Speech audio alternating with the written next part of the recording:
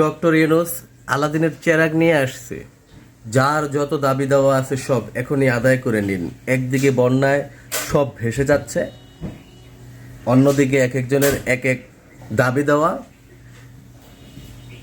সব এখনই করতে হবে। 17 বছর কেউ মুখ খুলতে পারে না, 17 দিনে এখন সব কইরে দিতে হবে। সেই উপদেশটা হইল কিল্লাইগা, ঠিক না? 17 দিনে সব সমাধান করে লাইতে হইব। এর উপদেশটা হইতে কইছে কেন?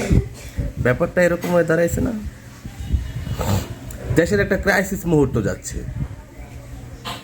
দেশের অসংখ্য জেলা পানির নিচে প্লাবিত, যেখানে আপনার ঘরের চালের উপর দিয়ে পানি, মানুষ থাকার জায়গা নাই, প্রত্যেকটা বিল্ডিংয়ের দোতলা পর্যন্ত, একতলা দেড়তলা পর্যন্ত ডুবে গেছে। সেখানে একদল খেতে পায় না, একদলের উদ্ধারের মানুষ নাই, প্রয়োজনীয় খাবার নাই, ত্রাণ নাই, ওষুধ নাই, পানি নাই। সেখানে আরেক দল শহরে আইসা আন্দোলন করে, হ্যাঁ গো চাকরির বেতন বাড়ায় দিতে হবে, জাতীয়করণ করতে হবে। ভাই ঠিক আছে, আপনাদের এই দাবি তো লিখিত আকারে উপস্থাপন করতে পারতেন।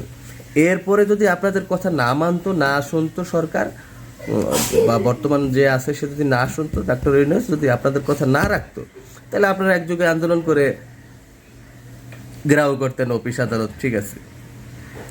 কিন্তু আপনারা আগের ওই প্রসেসিংগুলো কিছু না করেই রাস্তায় এসে নামিয়ে পড়ছেন আন্দোলন করার জন্য। একদিক দিয়ে দেশের মানুষ ডুবে মরে যাচ্ছে, আক্কল তো থাকা দরকার।